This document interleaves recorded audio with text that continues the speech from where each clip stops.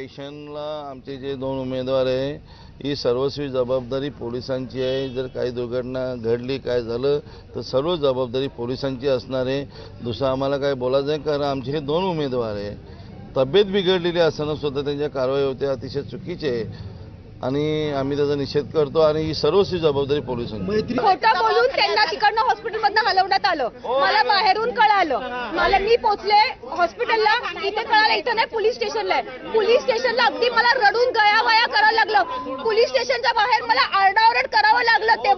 तेव्हाही सांगितलं नाही, नंतर तिकडनं बाहेर काढलं। तिथेही मला तिथं की हे काय कुठला दबाव तंत्र आहे?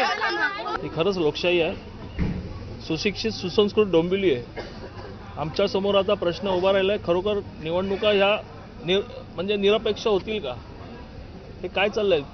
अक्षरशः 190च्या वरती BP आहे, त्याला कसं काय घेऊन आलं हॉस्पिटलमधून? ॲडमिट असताना अटक कशी काय दाखवतात? आणि अटक उद्या काय झालं आमच्या उमेदवारांना? आज परिस्थिती तुम्ही बघितली असेल, अत्यंत बिकट। सगळ्या महिला कुटुंबाची अवस्था बघा काय आहे।